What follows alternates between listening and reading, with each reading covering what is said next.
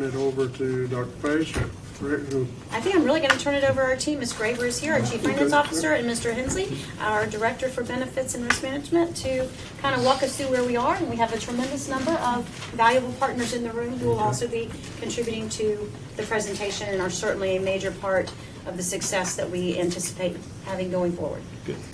Thank you, Mr. Chairman, members of the board, and Dr. Pace. It's truly my pleasure to be here today. It's been an exciting 2.5 months. I'll try not to cliche you to death, but it's been like taking it from a fire hose the last 2.5 months.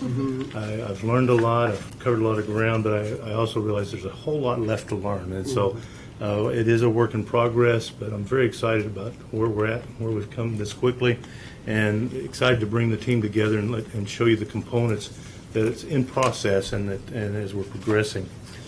I wanted to spend just a few minutes talking about the team and kind of the adage. This will be my second and last cliche, I promise. We're building this plane while we're flying it. I mean, the unique thing about our situation is we can't pull it into the garage and rebuild it. The program goes on, the need goes on, the care for our employees go on as we're redesigning and redeveloping each and every component of our program. I have to say I've been very enthused by the team we've put together from Provencher and Rosen. We've probably had 3 to 5 meetings a week developing our strategy, and I'm very pleased to present that to you today, along with my team internally. Lauren's here today. I think most of you have met her in the past. She's really been a trooper in helping me get up to speed with what our programs look like, what the costs have been, and where we've headed and where we've been. Very quickly, we've kind of broken it down into three steps. The next step I actually talked about here at the end of the intro. Just kind of wanted to give you kind of an update of what I've learned in a couple months from a program as it exists now. We'll ask Kenneth from Rosencare to give you an update on where we're at with the center rebranding, and then we'll turn it over to Ashley and the team to talk about all those other projects and initiatives that we have in the works. And then hopefully within an hour we'll turn it over to you guys for questions and answers and further direction from you. I did want to talk a little bit about our health plan as it exists today. I mean, we all know, you guys know probably as well or better than I do, that it has not been a pretty picture. This is looking at the actual health plan spend over the last most of a decade. The bars are represented by the dollar signs on the left. The graph is the percentage rate. When you add that all up with the ups and downs, it averages out to about a little under 5% increase per year. And what I see is that when I pulled a couple statistics from the country, Price Waterhouse, the Kaiser Family Foundation, they're saying most plans are somewhere in that range, anywhere from 3 to 7%. So even though it's been ugly for us, we're kind of typical. And what I'm excited is that we're putting the pieces together to no longer be typical. When we look at it on a per cost per member basis, you see that the number of members, now these aren't employees, these are members that are actually covered by the plan. And with some of the plan design changes over the years, I think we've dropped a lot of dependents and have seen a decline in the actual number of lives we're covering. what happened in 2015?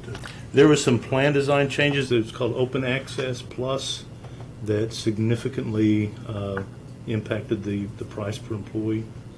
That was the last time we did it? a kind of a major overhaul Yeah. in our plan designs. Yeah, and from what I understand, since I wasn't here, it became such a large plan, then some of those cost savings and the networks kind of got built back out, and so the good it did for a couple of years was diminished because of its growth.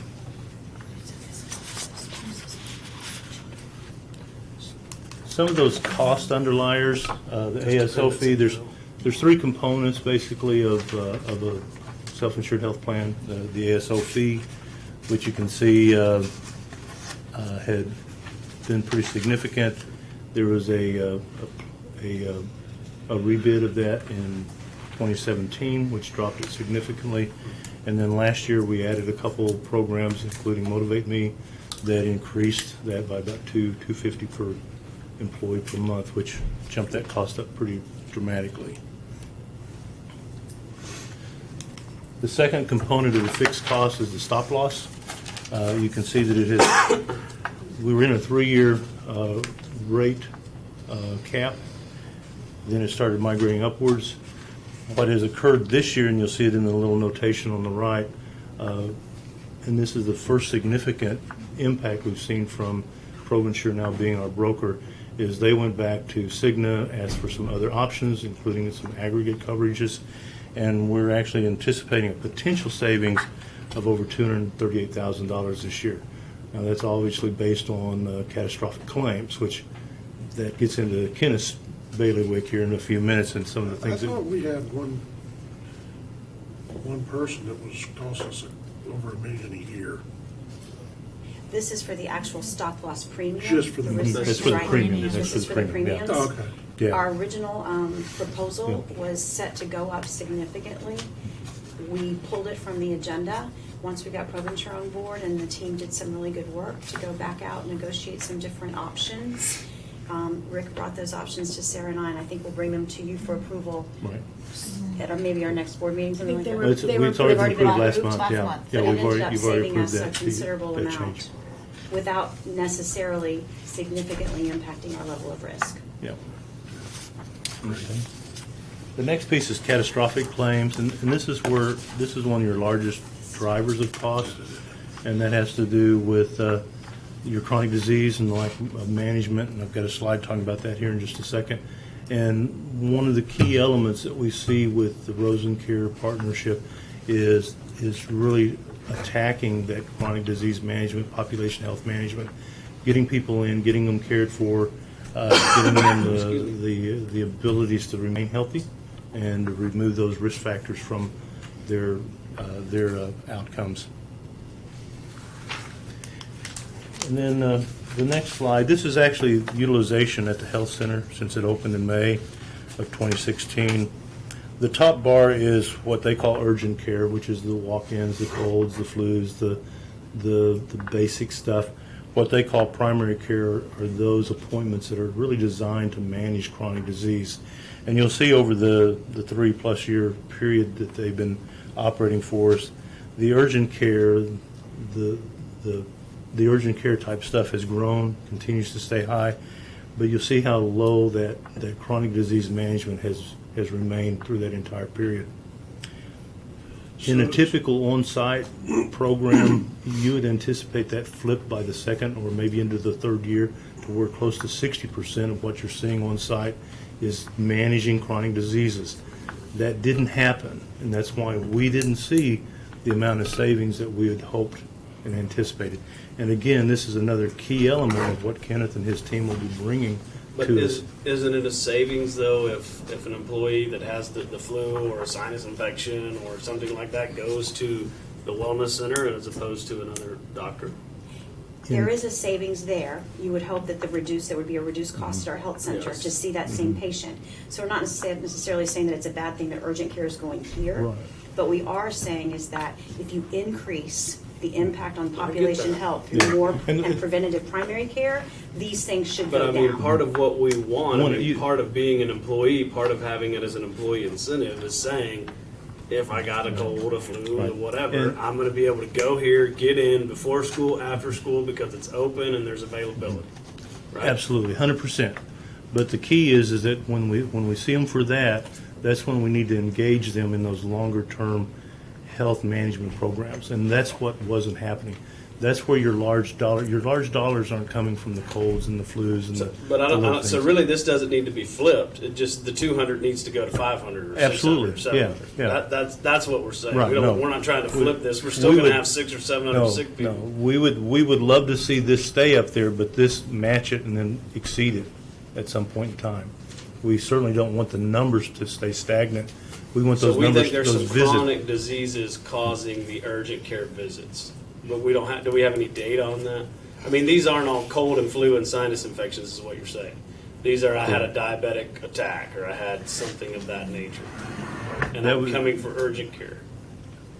You'll probably see some, I mean, the data we're getting is very limited, so some of the speculation, just based upon what we know. But based on previous CAP reports, I would tell you that your musculoskeletal, your gastrointestinal or whatever, the blood pressure issues, the diabetes, those types of things that weren't being managed well Okay. are resulting in some of these urgent care Gotcha. visits. Whereas if we were treating them well down here, you would have less of this. You're always going to have the ear infections, the colds, Yes. the sinus, whatever. So it's Yeah. really, it's not a flip, it's more of a tightening the gap. You want the bottom line to start approaching and surpassing the upper. Because you're still going to, because hopefully our depth gets deeper the more we engage, the more we get people involved. I get it. But this primary and, care, this primary care graph is only for the urgent care, only for the employee health center. Correct. So obviously, there's a lot of members that are getting a primary care elsewhere. They just not Absolutely. want to switch over. Absolutely. So so I guess we're going to get to the point where we want to just increase that at the health center, or what are you saying to increase this graph, to increase the number of primary care members that get their primary care at the health center, if they're already having primary Kenneth's care? probably going to talk about that. Yeah, That's what Ken- their yeah. role is to Kenneth increase. Kenneth will go into more detail, but generally speaking, is you want to get that patient engaged, and you want to start managing their risk factors for those chronic diseases. For every patient we can become engaged with, it's going to incrementally reduce those large dollar claims, and that's our goal. We definitely want to keep seeing urgent care. We want to break down any barriers. We've talked about at some point in time having satellite locations where we can actually get a deeper depth into the county. I go back to my example. In my previous employment, had 4 locations in Lake County. We had 5 locations. They've now opened up a 6th in Pasco County. The more convenient you can make it, the deeper you're going to get. So a lot of those primary care visits that are going into the marketplace will now be coming in-house. Pasco has 6. Yeah, they're opening up their 6th one down on the south end of the They're the same district. size as we. And Kelvin, I would just say, and Lauren, speak up if it's been a while since we've had a CAP report that I've had a chance to really review in depth. But part of the problem was that many of our employees and their dependents were not getting the regular primary care that they need for preventative, proactive population health.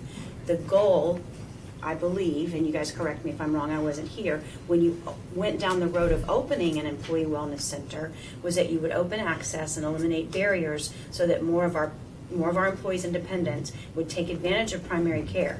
Whether it happens in the center or someplace else, as you said, isn't really the big deal, although we can do it for less cost at a health center, we believe.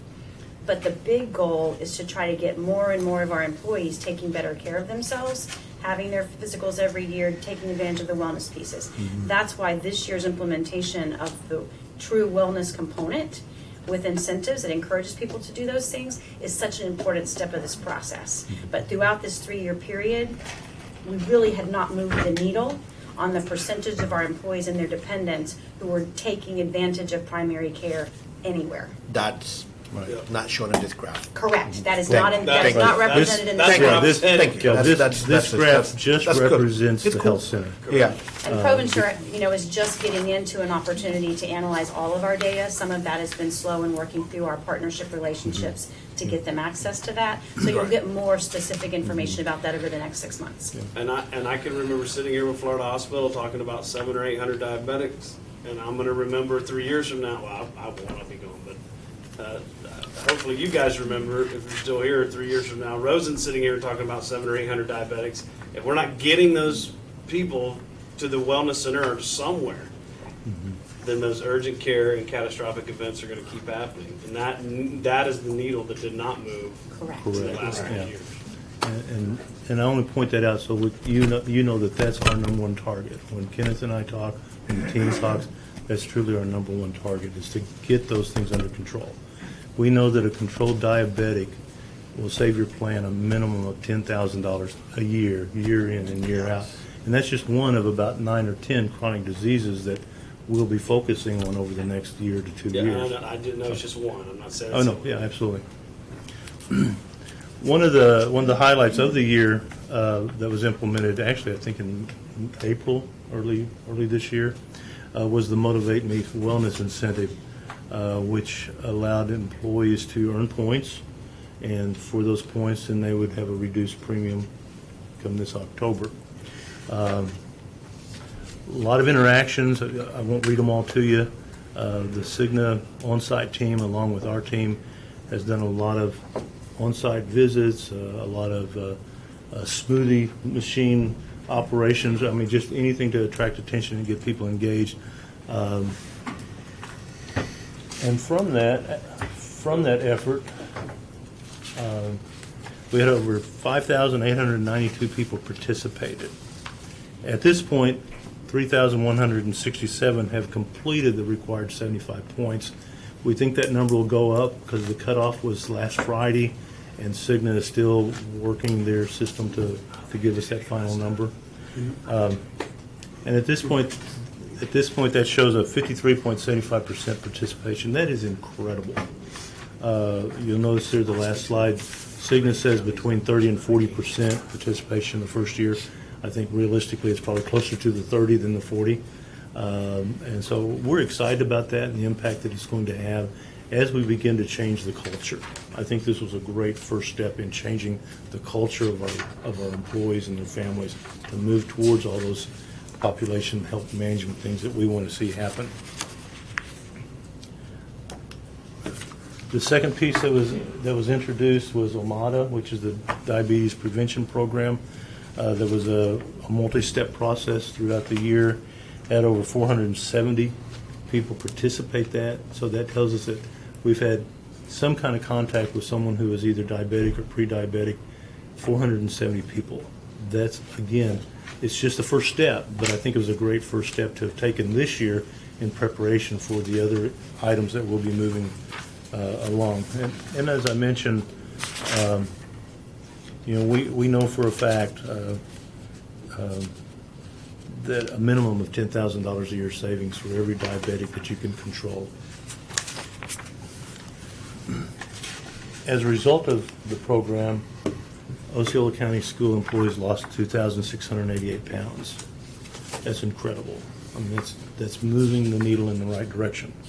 We will be starting a new program in September, so we'll be looking for additional communication and engagement for that next step. Again, between Lauren and Brittany, who is our on-site Cigna Wellness Coordinator, they've done a phenomenal job of selling these programs.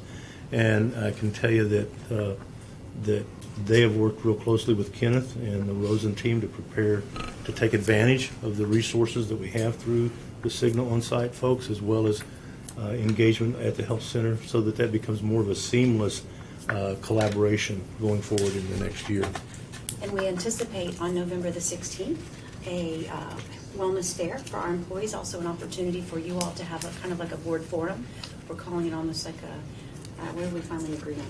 I can't remember what we're going to call it. But an opportunity for you to reach out to our employees and their dependents about great things that are happening in the district, and then we'll go into a wellness fair at OHP in partnership with Cigna and using our wellness dollars, so that for next year's wellness incentive, people will have an opportunity that morning, that day, to complete almost all of their points. Is that on a Saturday? It's on a Saturday, November the Saturday 16th. morning. No football Everything game. before noon? No football game in Gatorland.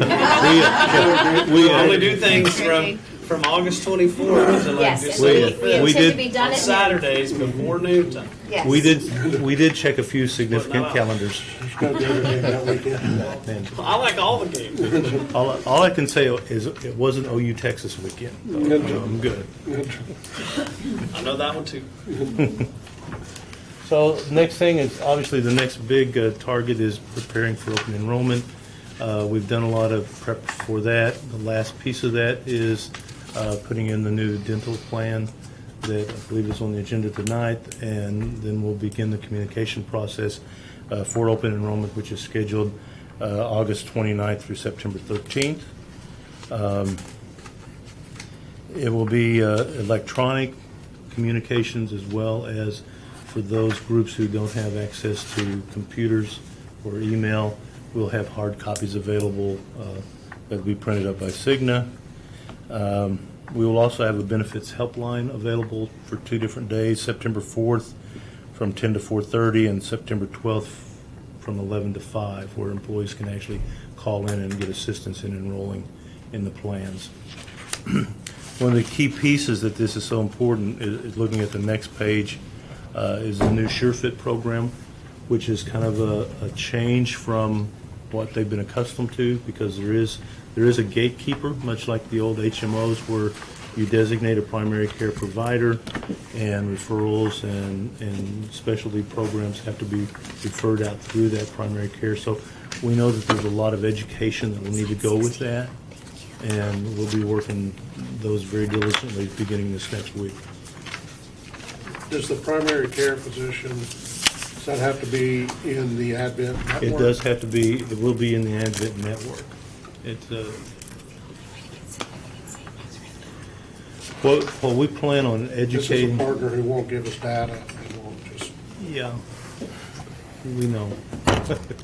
and there's none of the other major health providers have something similar to It's this? the only one that Cigna has implemented at this point. What about something other than Cigna then? What, Well, We have one more year on our contract with Yeah. Cigna, and then we'll go out for RFP. Looking at everything. yeah. You don't want to touch that. But in the meantime, our plan is through our education piece, we obviously want to encourage our employees to utilize the health center and then why can that not be the, I'm a little confused when you go back here to slide, whatever the one was where we had the flat line and the big, where the people weren't going there for their wellness Right, stuff. But now we just say right here, they can't go there.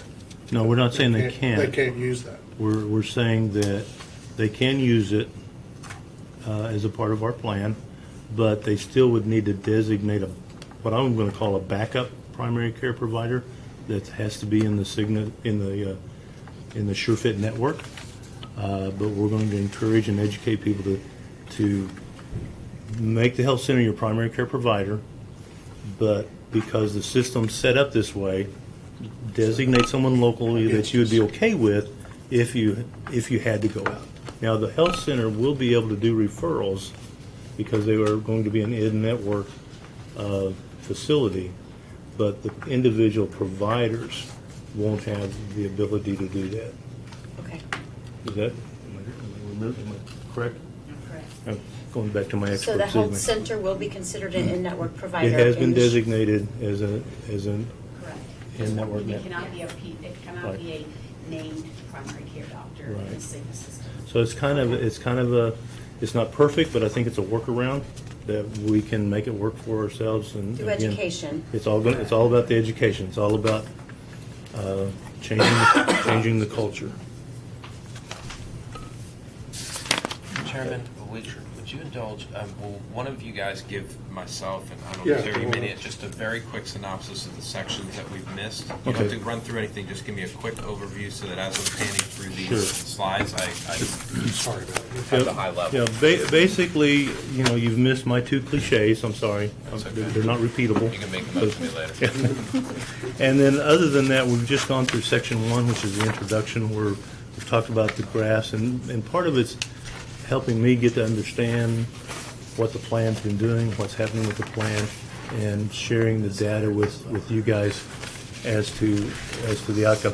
I think the most, if you look at slide 9, which is the health center, you'll see the top line is urgent care, which we want to have go on within the health center.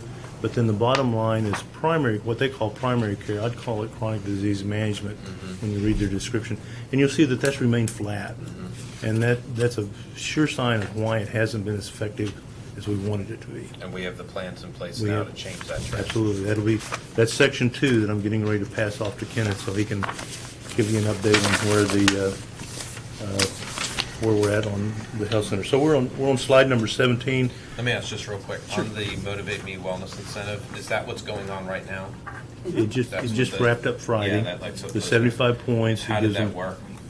That's the next Next slide. Slide 11. Look Well, at there slide you go. 11. We think it worked phenomenally for a first-year program. 5,800 participation, 3,167 completed. We think that number will go up since it just closed on Friday. Cigna's still running the numbers, so that number will actually go up. But even with that, we're showing a 53.75% So if you didn't get participation. 75 points this time, you have to wait till you can build your 75 points all Over the this course of year, next year. and next year you'll be better. You'll start over. And we're actually going to make some recommended changes to make it a little more engaged the second year as we progress towards that cultural change, that it's not going to be quite as easy to get your points, and probably up to 100 points. We're still working out the details of that. I'll get back to you very shortly.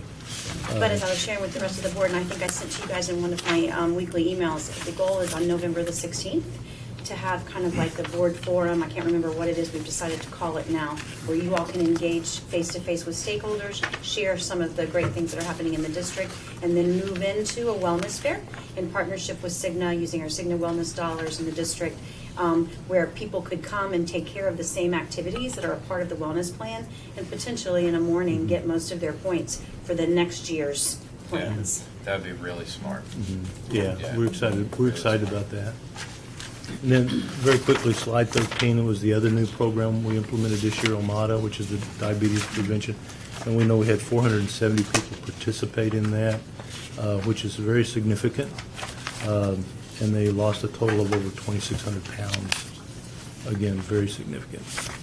And then we're getting ready to roll into open enrollment, with the final piece of that being approved tonight, hopefully. Good. So then the next steps, October 1, obviously the big piece is hang on, I gotta move forward here. The big piece on that is the rebranding and reopening of the health center on October 1st. Also beginning in October, which you'll hear more about through the advisory team portion here in a little bit, is some of the direct contracting that we're looking to do. That will be some significant first dollar savings from day one as we educate our workforce on those alternatives. That will be cost savings both to the employee for out-of-pocket costs as well as the plan. Some of them will be very significant savings. So that process will begin in October as well. Some of them are very easy to implement. We'll start implementing as we can get the details worked out and have that put in place. Go ahead. Okay. Also in October, and actually we've already begun the process with our team to start preparing to market our health plan. As I heard several times coming in, we want to blow this up, and so we've asked Rosencare and the team to look at every option out there, every potential plan that we could bring to the table that would be a cost saving, and at the same time never lose sight that our goal is to maintain a very high quality health care plan for our employees and their families. So But that don't do that to the plane while you're flying it. That was your first one. Well, you saw that plane. there. I didn't. Let's keep the plane flying. The plane is going to keep flying. I mean, that's a gimme. So we're going to keep that plane flying. I didn't put names on there. You can do your own names of who you think those people are. But also, in addition to that, some other things. Just so you know, our life and disability plans are up for renewal. So we'll be asking ProVensure to work with us on that and look at the other ancillary products that we're currently offering to make sure that those are still the best product to make available to our employees on that basis. And then separate from that, but just so you're aware, we'll also be putting together an RFP to put our property and casualty program out for bid this early fall, because that'll be time to renew that in May, and I need to have a broker selected by then, or way before then, so we can market those products as well. What assurance can you give me as we go down the sure fit path, that we're not going to be sitting here in a year from now wondering how to get our data and how we can analyze our data?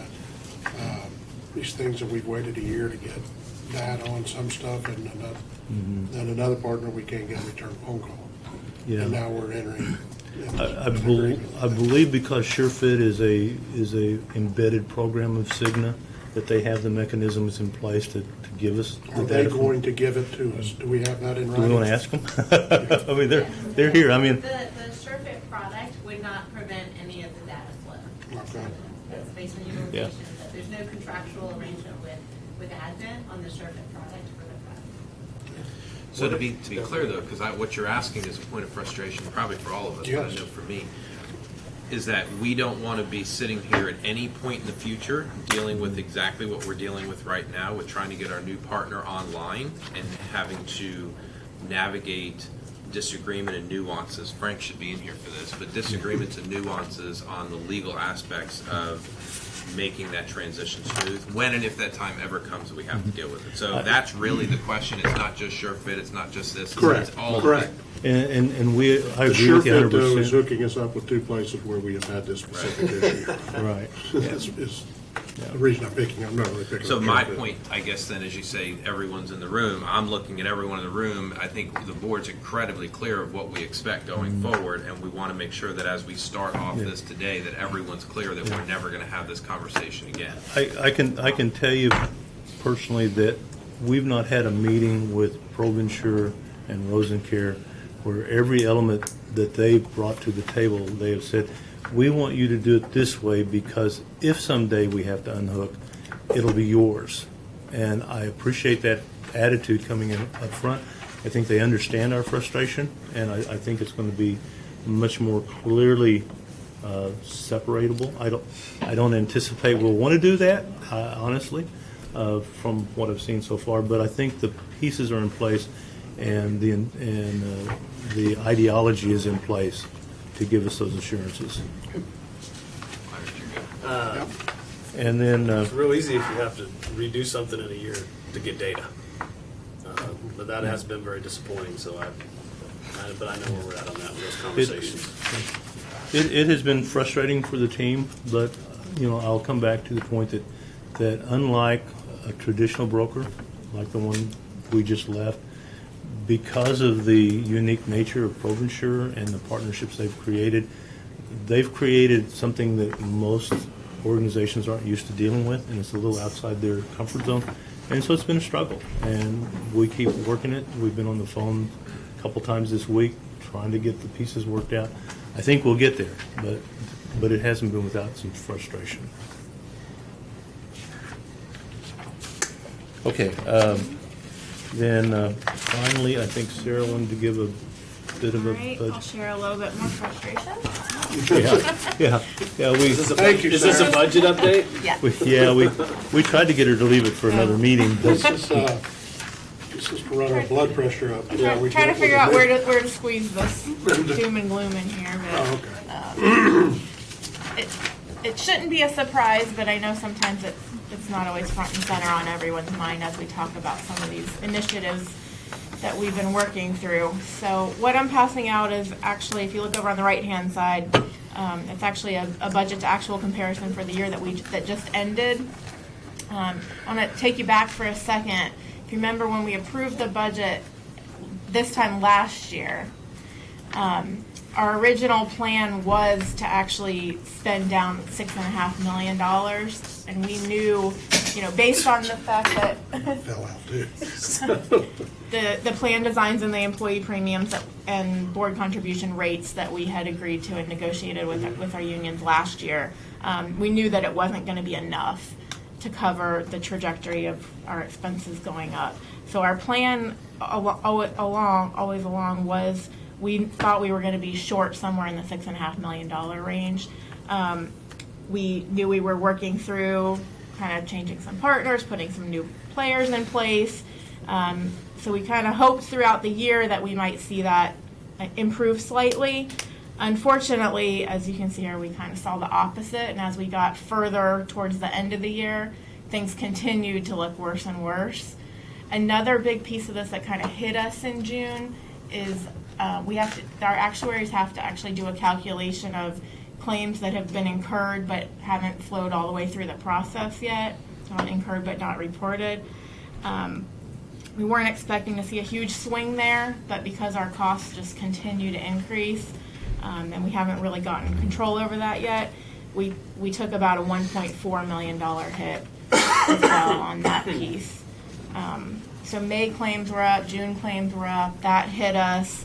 So as we ended the year and closed the year out, you'll see that that $10.5 million number. So that is actually what we're proposing for the board to move into the health insurance fund, and that would be the final budget amendment for last year that will come to you guys next month as part of wrapping up the 2018-19 school year. So the line you're looking at is that revenues less expenses, and it's ugly.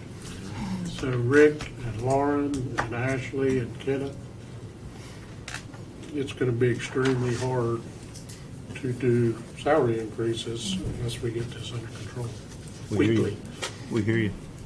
That's why we're here. So moving forward, so that's that piece of kind of where we landed on June 30th. Moving forward, the budget that has been presented at this point is kind of a break-even budget. We've been talking about this since last December when we talked about plan design changes and what we wanted our plans to look like for this coming October. You'll see a little bit of increase in the employer premiums, about $3.5 million there. That was the decision that we made to increase the board contribution. So we're funding a portion of that there on a recurring basis. And then a small bump in the employee premiums. That's still an estimate at this point based on which plans people choose as we move through the open enrollment process. Just to go back real quick, that's a significant increase in investment from the board. Correct. That was a part of what we bargained, Yep. remember, was the Yep. $3.5 million. We had been having to put $3.5 million in each year, and the board chose to go ahead and let's make that a recurring Yep. commitment as we move forward. But that $10.5 million is a good $4 million over what we anticipated having to add in Yep. to keep it afloat. The other key number on here is if you look down under claims expense, the $53.7 million number. That is our projection at this point, kind of our goal, about a 10% reduction in claims from where we were last year. And a couple of different things will all feed into that, including moving to SureFit, our plan design changes, some of the bundled payment options, and a lot of the other initiatives that the rest of the team will be talking through that we've discussed in the past. So to the extent that when we can get some of these balls rolling, we'll start to see more and more of an effect there. But in order for this to really kind of break even, we're targeting about a 10% reduction for this coming year. And that is in response to the board's direction in our last strategic planning conversation about being more aggressive with those targets. And the team has responded, and the expectation's been made clear what we have to do. You anticipated my question. Yes, sir. Any other questions on the budget? Or I'll let the team move on. Thank you, Sarah. It's a Thanks happier for being day. so exciting.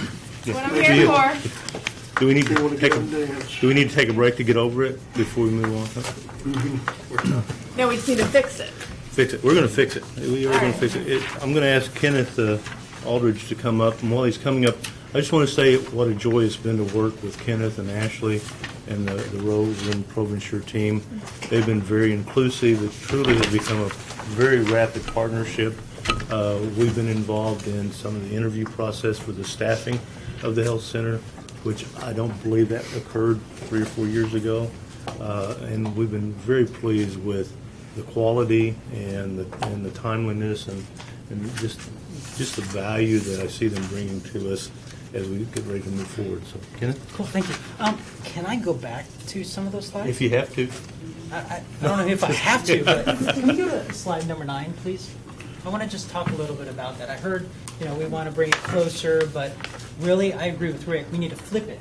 And so on here, when you're looking at this, some of these issues are going to be some of the things that we already talked about. So asthmatics and diabetics, some of these things here, if we were to move this up and take it from the primary care realm, and remember, it's prevention. So if we can put more visits in here for prevention, like flu shots, that's going to prevent some of this. Or how about pneumovaxes? Prevent some of this. And that's exactly what we're doing with Rick's team, with Lauren, with Brittany. Oh man, you guys have a great partner in Brittany, and she's been amazing with Lauren, because we're working on a project with Eric in the back that we're going to take your flu shots and we're taking it, stepping it up a notch. So on the 14th and 15th, we're going to be going to a leadership development program or something like that, but we're going to be doing flu shots there. But we're also going to be tapping into the system to figure out, hey, we haven't done, or you have never had a pneumovax, and you should be getting a pneumovax. And on top of that, our team is going to be sitting there to schedule patients to get them in there. We've got to get the engagement. And this engagement, I really think, I believe, let's flip this and get more people in for preventative medicine. Hey, guess what? You know what? Somebody's got allergy problems. And we heard somebody talk about sinus infections. Well, if we treat the allergy problems properly, we don't have the urgent sinus infections. So let's flip it. Kenneth, just one comment on that. One thing when we started this 3 years ago, one of the conversations we had was about consistency in the healthcare providers. Yes. To where people start to see the same person, get comfortable with the same person. Person knows their history, knows their family history. I know at the Rosen Clinic, you have pretty consistent and somewhat longevity among your physicians and physician's assistants. What are you going to do to make sure you model that consistency here? Because we did not have that. So, do you know why you didn't have it? I do not know. It's culture. So we know that in healthcare, 56% of physicians are burnt out. So if we can change the culture where we're actually listening to the providers, the individuals that I spoke with said they weren't listened to. They wanted to do this mindset, the population health, but they were not supported, not only from their own ancillary staff, but from the administration. And we just have to change that. We're going to change that by listening to the individuals, listening to the staff, listening to the providers to make sure we make it a place that they want to be, not have to be. Physicians, nurse practitioners, PAs are driven by motivation and passion. Why did they go into healthcare? Why did we all go? Well, why did we go into healthcare? Because we want to help people, but we don't want to be a churn and burn. Get them in, get them out. That's what we're going to change. What you'll find if an on-site health center is run properly, which this one will be, the retention rate of staff is somewhere around 97%. So to have that kind of revolving door, that's probably That's what we were hoping for. Yeah, And that's what I think that's what we're expecting. Yeah, and it was wonderful to have that relationship with having SDOC there, having all of us there as we're interviewing those individuals to get different perspectives and to come together as a team. And that's what we're creating here. It's not RosenCare, it's not SDOC, it's not Helix. We're one team to serve one patient with our population, to get to these populations. So, okay. Any other questions? I got one. So you talked about flu shots, right? You just Flu brought that shots, up. yes. So we talked about satellite clinics, and that's been one of my big things is if you want people to get the flu shot, the teacher that teaches at Deerwood Elementary and lives in Point Siena is not driving to Simpson Road to get a flu shot. Are we Yes. going to go to Deerwood and give Yes. her a flu shot? So the first thing that we're doing is I mean, I know we do that in part of it, but and maybe even flu shot not a good example because we do some of that. But what about other things like prescriptions and all those things? And yes. that's the whole thing that Kenneth and I Okay. were talking Yeah. about is we've got to take the mountain to Muhammad. I mean, it takes an hour part of the day to get from Point Siena to the health center. People are not going to do that, and so we've got That's all I to get? broaden our scope. Remember when I've got 10 minutes per when we were first discussing this, remember there was a discussion with the board about once this is up running properly, it may be a satellite gets open at the other end where people could go. Sure. But we got to be strategic about it. Yep. But Mr. Booth, I agree with you, Rick, and all of us. We agree. We are going to be creating satellites. We're going to be treating all your 65 now. I think you opened 2 new ones as its own little population healths, and we're going to get out to them. But we're going to be strategic about it. We, Lauren and Brittany and I and Rick, already ran the numbers on the flu shots, and I've already challenged the team as to what we're going to do. And so we're going to get to those numbers so that we can prevent a lot of this stuff. 10 minutes. That's all. And understanding, that this is a very important piece, Kenneth, don't feel like you only have 10 minutes because we'll take Yeah. some time if we need it. We started a little Yeah. bit late and we can You go get into all about the time you 5:15. But we want to make sure we get the right information to the board and they have an opportunity to ask questions. Yeah, and it was Terry's fault we're late, just so you know. Yeah. Really my fault. We're going to bring it to the individuals because we know, like what you said earlier, the teachers want to come early in the morning or late in the afternoon. We know that, but we've got to get to the data and trust the data with making our decisions strategically, bringing in ultrasound, going out to Point Siena, sending home deliveries, all of those things we're going to make. Remember, we Now talk look, about- I just use Point Siena as an example. I want to make sure we're definitely going more out to St. Cloud and Harmony than Absolutely. anything else. Gotta be But in just- St. Cloud. Right. And we're Okay. working on that. One of the Remember, One of the things Access, I've- quality, service, cost, and innovation. So number one is access. Access is bringing it to them. Okay. So do you, I've kind of driven the district. I've already got spots in Harmony. I've got a spot in Point Siena that I want to set a little building down. So I've already mapped that out. It's just whenever you guys are ready. So what are some of the services that you're planning on offering in the satellite clinics? I know we have flu shots, you mentioned, what else? So, vaccine reconciliation. So that's meaning you should have had a pneumovax, and we're looking at the system and the flu shot, Florida flu shots, to say, okay, this person never got a pneumovax, and we're going to go ahead and give it to them at the health center. The satellites, we're going to be really looking at So the data. just vaccinations, is that like mostly what you're going to be focused In on? the very beginning. yeah. Okay. In the very beginning, but once we get Or the us. data about Point Siena and Harmony and all these other Well, I guess places. districts 1 and 3 and 2. I mean, if we're When, gonna... I remember seeing one. Oh, fuck! I'm sorry.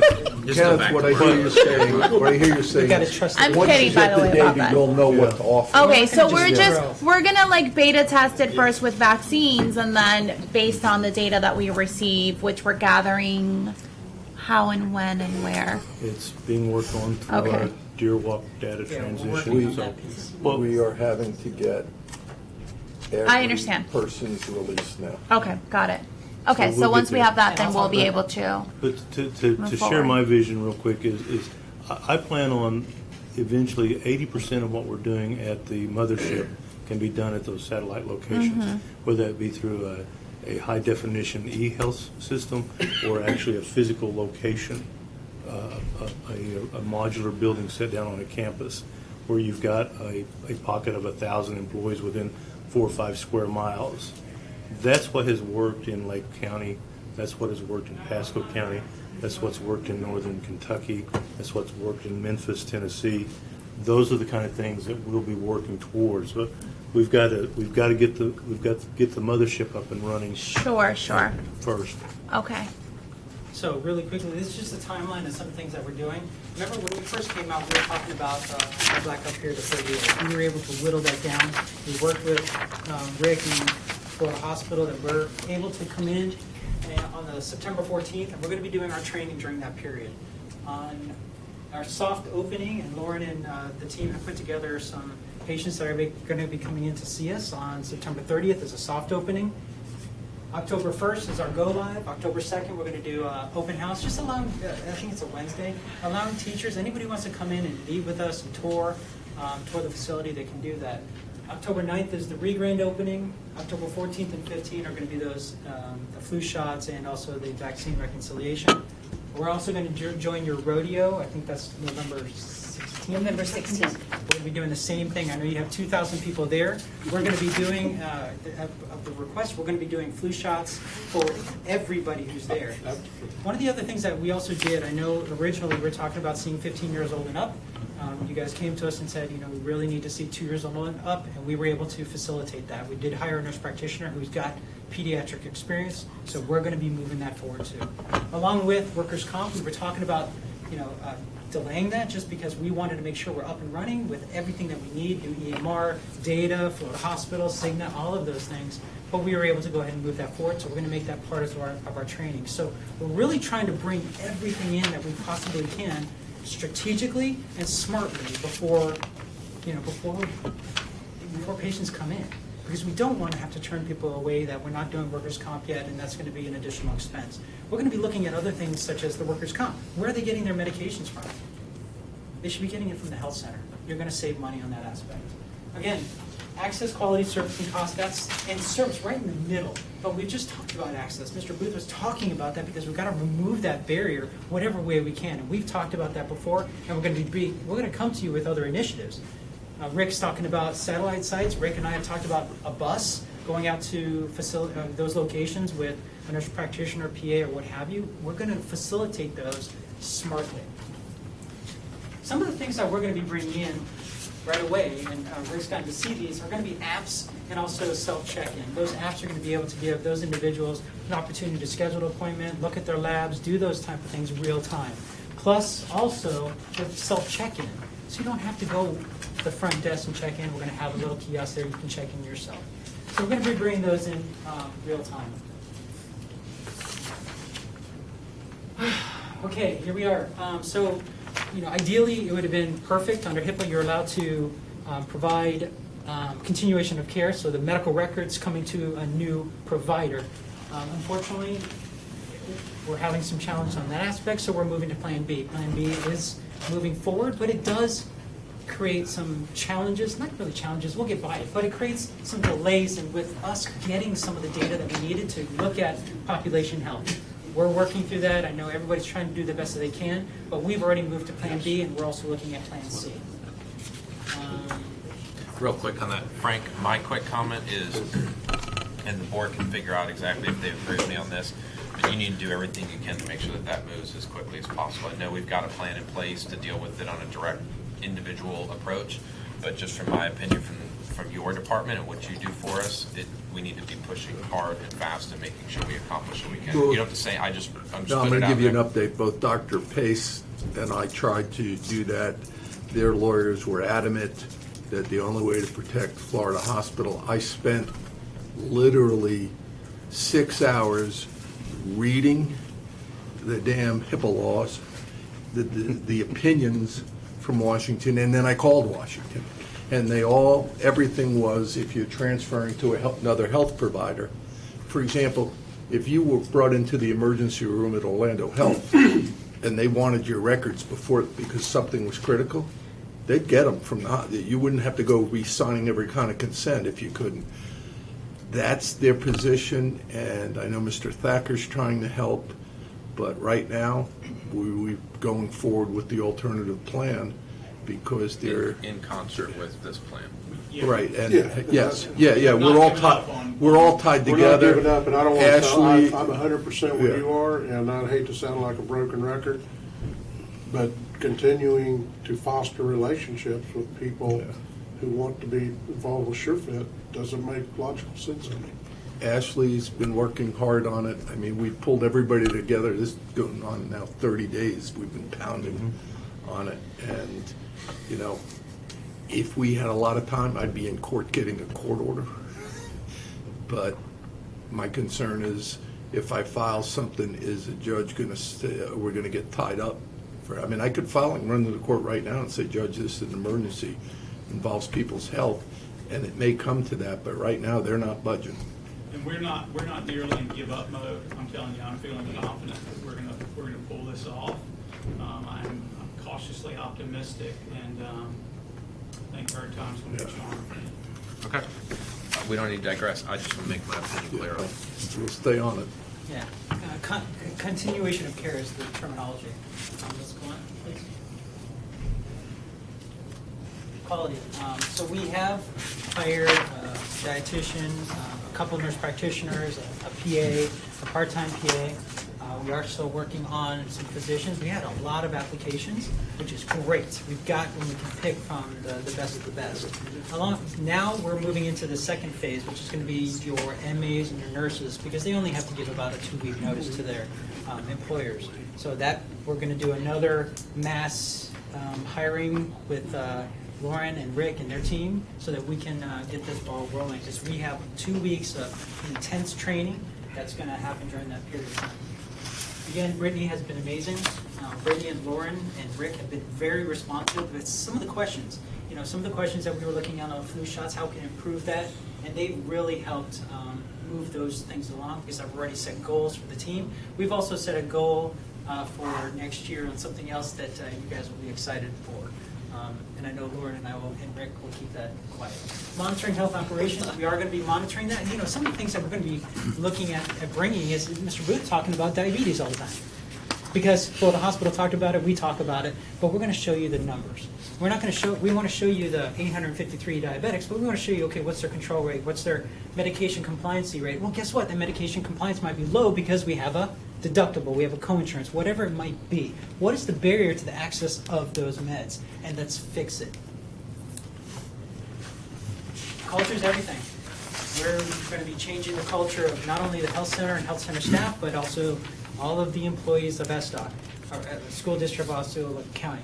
So we have to help them remember that we're changing the mindset. We will do urgent care, absolutely, but our mindset is population health. Okay, you came in for that flu, but let's talk about that colonoscopy you haven't gotten, that cardiology appointment you haven't gone to yet, that dermatology appointment you haven't done yet. That's what we're talking about. We're talking also about leadership. Leadership needs to be getting things done, such as these programs like the OMADAs and all those other things, going to their specialist appointments. We got to lead from the top. And you guys know who I'm talking about. Do we? Looking at me because I didn't get my blood work done. Ken, it's You put a thing out and I lost like 50 pounds. Won the last challenge. I've done 3 or 4 of those things in the last 4 weeks. That you just did. Now, I've gained about 10 of that back. But If I might say, as we finished my evaluation, your superintendent completed all of her Yeah, wellness she did. plans. That's how we lead. Ken, can I tell you one thing? As Yes. a lawyer, it's never good to poke at the bosses. I'm having fun with it, but we're not going to make a change unless the bosses make a change. It starts from the top. Our new healthcare provider will be, Yeah. But you know what? We're coming in to do the right thing. Everything you had mentioned, we're setting you up that if you guys decide that it's not a good fit, we've set you guys up appropriately. Instead of all these challenges that we're going through, we're going to make it easy because that's the right thing to do. That's all we're doing for. Cost, staffing efficiency. I mean, there's some positions that we disagree with, and we've already eliminated some of those positions. They're going to be putting in another type, such as instead of a venipuncturist, maybe a medical assistant. So that medical assistant can draw blood and also give shots and room patients instead of just drawing blood. So we're just looking at ways that we can be efficient. Deer Walk, that's going to give us the analytics we need. That's going to tell us the individuals who are coming to the health center, but also the entire population. The health center is one piece, but if we only have 30% coming over to us from SureFit, or because of this, where we can't be a PCP, which I don't understand. I don't understand it. We got to find a way around it or communication or education with the teachers. They have to come to the health center. We got to change this mindset of go to your PCP and then come to the health center for urgent care. Who's got time? Yeah, well, we've got to make that change. the Deer Walk piece will be more than just what's going on in the health center. It'll be tracking our entire plan, looking for gaps in care, and will be what we use to create the reports that we can report real data back to you and real information. But without satellite offices, we don't have enough capacity at the one facility. I mean, Capacity? We've got capacity, but everybody it's to not. come. It's not. I mean, we don't want people driving in an hour, so we're going to be attacking that pretty quickly. So that will happen. Okay. Here we're talking about some of the things that we might do in the future. Again, it's going to be based on data. We're going to be take-home sleep studies instead of you guys spending $700 to $1,000 for inpatient sleep studies. Let's do a take-home sleep study from the health center. $299, and you can do 18 of them. On-site ultrasound, podiatry, behavioral health, those type of things.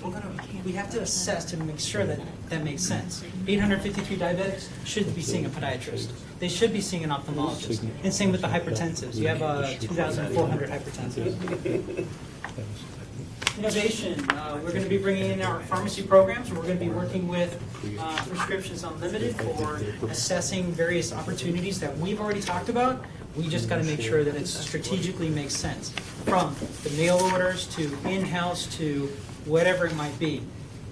We have an opportunity to bring some savings associated to pharmacy.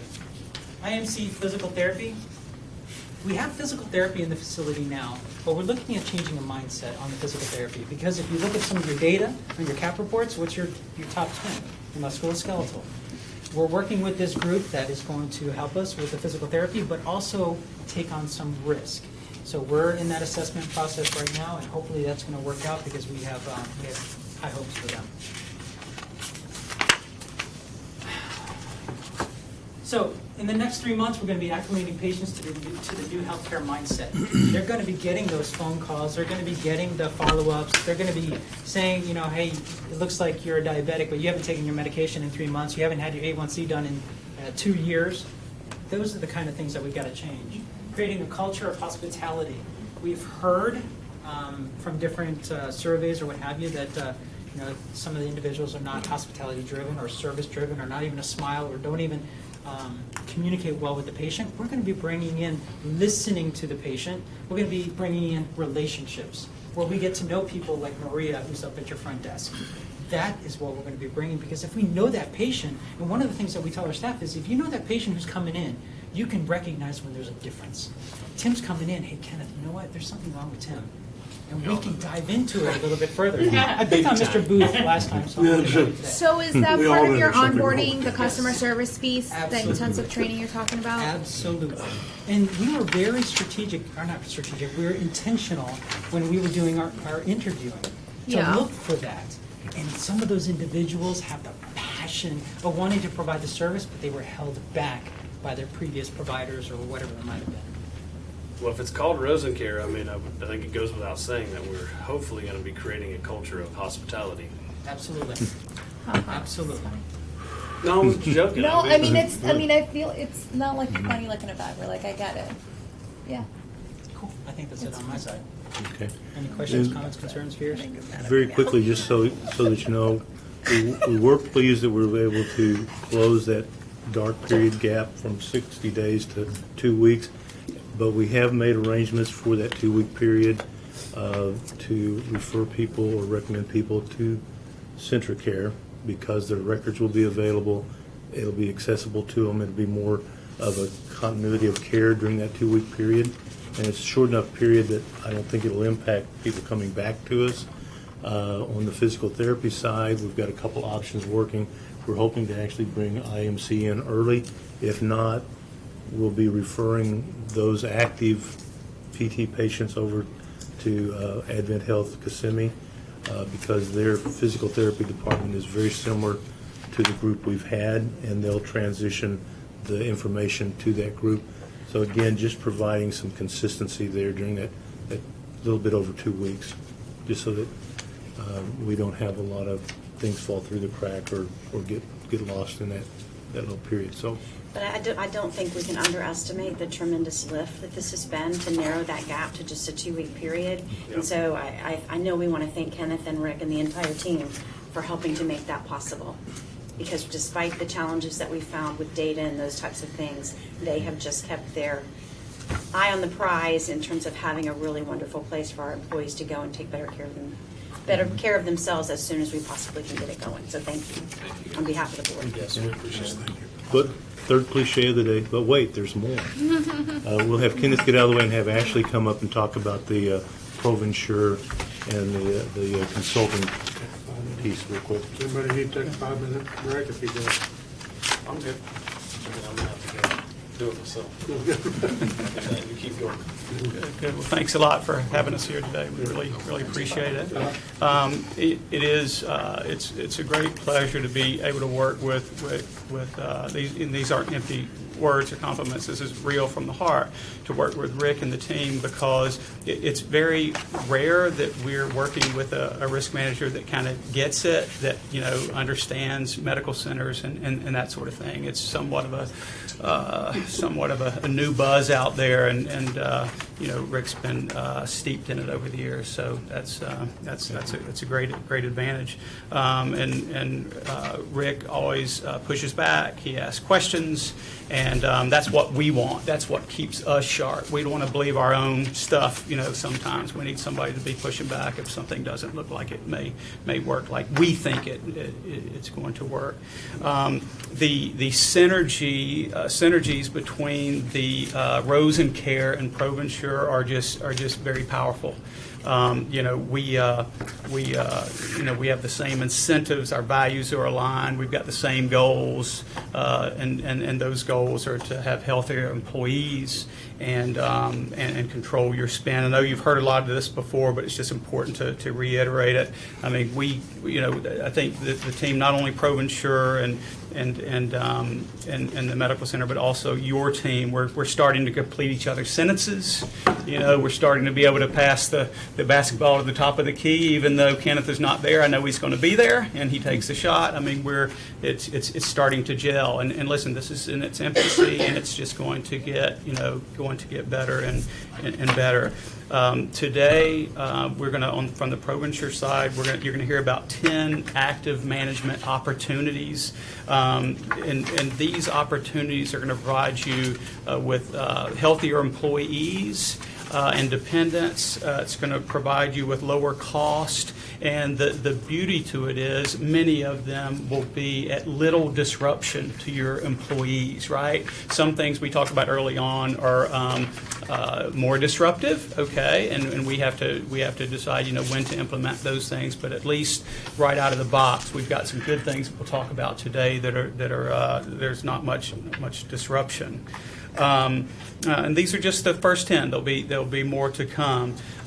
Tim, getting back to the data and getting the data from Advent Health. I don't want to.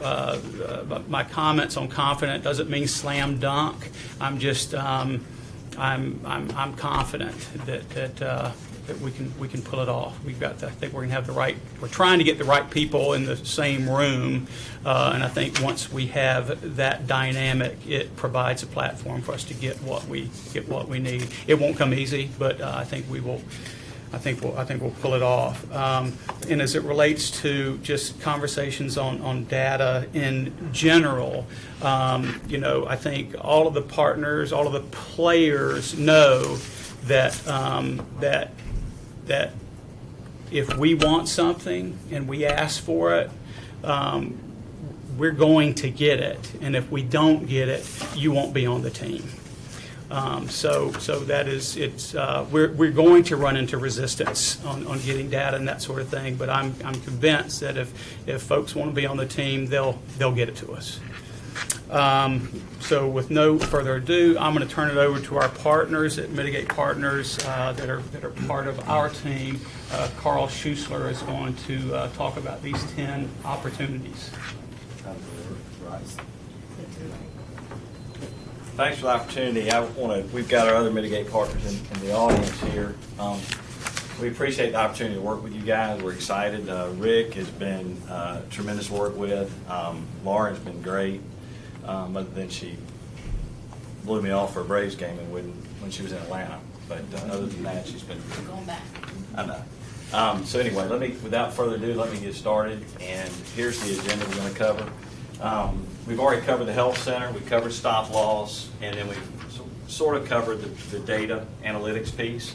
It's really the engine that drives this thing. Is the foundation of everything we're doing. So now that we're getting that done, Rick, right? We've got the piece done. We'll be ready. That'll probably take 6 to 8 weeks to get that data all loaded up. We're going to have Cigna's been great. They've agreed to give 5 years of data. So we'll have 5 years of y'all's information to study. I'm going to go over cost and quality, direct cash pay, compliant medical delivery, musculoskeletal. I'm just going to fire them out because I'm going to cover them one at a time. Any questions? Am I loud enough where I can be heard? Yes, sir. Yes, sir. All right. Mr. Booth, I've got some diabetes stuff for you, too. I don't care about that. No, I'm joking. I don't have diabetes. I just want to make that clear. It seems to be the example that everybody uses around here. So. All right. So what we're talking about is an actively managed health plan. That's why y'all hired all of us, was what could you do different? So it's really about building an SDOC-centric plan, brick by brick. And what we're trying to do is help you guys build that. Obviously with all of us together while we've assembled to do this. So I'm going to cover it. It's what we call SDOC build. Very different than traditional insurer built healthcare. This is about y'all. It's your plan. It's not sickness. It's not anyone else. It's yours. All right. So active management opportunity number one. We covered a little bit about this. This was a slide that we've already covered, so I'm going to move through this. Y'all understand this, right? And again, the most critical part, right care, right time, right place, right price. Number two is active data mining. I think we've covered that. Reduce fixed costs. The stop loss, y'all saw the $238,000 of savings. And then cost and quality. I'm going to go a little bit here. I want y'all to watch this video. Do we have sound? Should be on. Okay. I'll let y'all watch this. What we bought groceries today.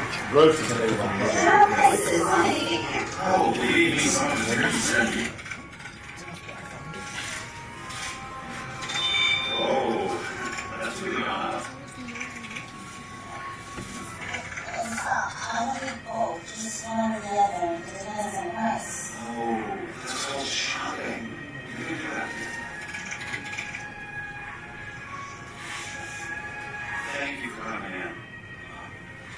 Your bill, your version will be mailed to you in 3 days. Good luck trying to make sense of it. So we're trying to change that, right? And y'all laugh, but that's how we do this, right? What else in America do you purchase without knowing the price of it when you go to buy it? You go to Orlando Health, you go to Florida Hospital, wherever you go, you don't know the price till you get out 30 days. So we're going to help you with that. So we've got, again, the system set up to foster a lack of competition, the free market. We want to get those fundamentals back involved in the third-party payer. A lot of your employees probably feel like Cigna's is the insurance company. Who's the insurance company? We are. SDOT, and they need to know that. And that's a part of the education Rick and Lauren and everybody's working on. And there's tools and things that we've shared with a few of these board members before that have seen it that we want to go over a little deeper. And then with those tools, you can get steerage to the right place, the right facility, the right price, quality, of course. Price equals quality in those things in life, not in healthcare. It doesn't. Let me make a couple of points here. If you look at this real closely, where's the laser? Not a laser. I don't know that it does. Okay. If you look here on the bottom, this is obviously Pinellas County. All Children's Hospital's been in the press a bunch the last 6 months. You've got one knee replacement for $161,000. You've got Morton Plant with $538 for $55,000. The real question I have for you, Mr. Booth, can I pick on you? Sure, why not? Everybody else does. How are y'all going to find out where to go for your care? What do you do right now? What does anyone do? Without proper tools, how can they? So do you want to go to the hospital that does 538 of them, or do you want to go to the hospital that does one? That's the part that we want, that your employees are, hopefully Rick and I and the team are working through this to make this tool available. Here's an example of a major joint replacement. Florida Hospital charges $92,000. Osceola Regional is $117,000. Stewart Melbourne is $149,000. Florida Water was $63,000. Mayo in Jacksonville is $37,000. And then lastly, you got Health City Cayman Islands, a little bit better scenery down there, plus your airfare. So right now, the employees don't know these things and where to go. And this tool will help them get to the right place. And when they make those better decisions, it's going to save y'all a lot of money. Well, and I think Dr. Paces goes back to, and I won't get into all of what we did with another company, but it was the same thing. If you have somebody charging $15,000 for something, the copay was $1,500, and you got a company charging $5,000 for the same thing, you might as well just eat the cost and say you can go here for free, because even after paying the copay, you're going to, the employee, even after that, you're still costing you $15,000. He needs to do your presentation. Yeah, you want to come up? No. You're absolutely. You're right on. No, I don't. You're right on. You've got a way cooler jacket on than I do. Next time you're in Atlanta, I want you to bring me one of those back. Hey, I got a. We'll see on November 16th. Real quick though, just so you guys know, Mr. Booth never deserves applause, so please. I'm riled up right now. No, but seriously, just because I've been through this with some other companies that have reached out, and I've sat down with some folks and talked about these things. I mean, it makes total sense. I get a little bit leery when we start talking about shipping people to the Cayman Islands, even though. Maybe folks will be into it. I don't know, but we're showing as an example. I understand. I will tell you the quality of care down there, pretty unbelievable. Send you some articles. It's phenomenal. Dr. Shetty, what he's done, unbelievable. Okay, but there are a lot of domestic medical tourism locations as well. Like my wife's going to blow my knee out with a sledgehammer tonight. Yeah. Going to the game. I've got what, like 3 hours? Or 45 minutes. All right, so here's your employees. They live right here, right? right in your neck of the woods, on the Florida Hospital for knee replacement, Winter Haven, Highlands Regional. And then way down here, $25,000. How are we going to get that employee down there if that's the best place for them? And how are they going to know that? And that's what this tool we're going to show you is about. And right now, I mean, they're literally gambling with the school's dollars when they make these decisions. And that's what we want to help them make better decisions. It's literally like this. And this is kind of how this thing works. If you understand the way a lot of the hospitals are set up, they set prices wherever, then the insurance companies provide discounts. So we want to help get them, and the thing is, it's a lot more than just a game here, so we can help get them there. By the way, we should have told y'all, we had a meeting with Orlando Health this morning. So we're already pursuing some interesting opportunities, just so you guys know that. Had about a 2.5 hour meeting. They've agreed to give free care. Good job. Yeah. All right. So what's the timeline that you would anticipate we could roll this out? I think that's what these guys want to know is, okay, we got these ideas, you've vetted them. Yeah, for the cost and quality. What's our timeline for the cost and quality? We can do that. It's really up to you guys. October 1st? Can be done.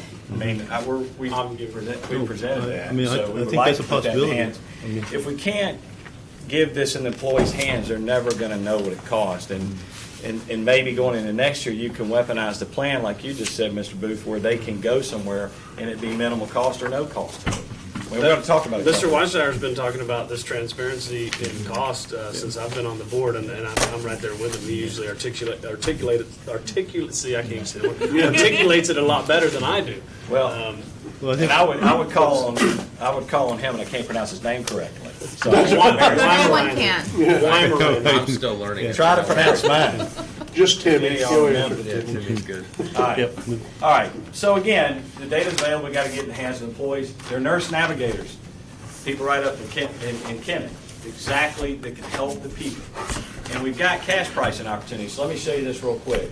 And this is exactly what you said, Mr. Booth. You've got to incentivize the better decisions.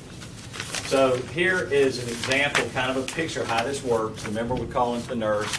It's overseen by a physician. They call in and get guidance.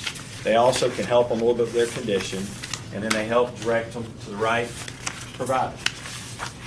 And again, we're working through this with Rick and Lauren about, I don't know if we can sweeten it this year, what we could do. There's some other strategies where if they don't make phone calls, could be penalties, but we're not going anywhere near that right now. That would be later.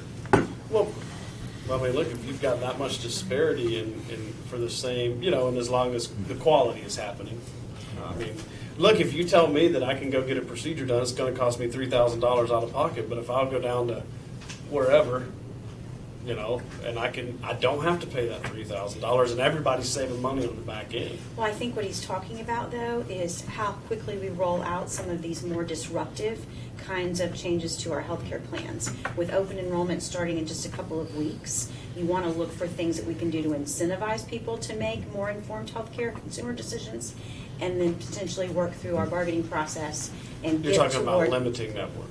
and getting toward plan design changes that would further sweeten the deal, so to speak, and potentially have some penalties if you're not making good healthcare decisions. Okay. But our goal over these next couple of months, as we move forward with our new plan in October 1, is to look at what can we do to incentivize folks without penalizing people as we get this cranked up and running. Does that make sense? Yep. Okay. Here's a great opportunity. I want y'all to take a peek. We had to obviously protect the hospital, but this is an example of a vaginal birth at this particular hospital, not too far away from y'all. The charge is $37,000 for a vaginal birth.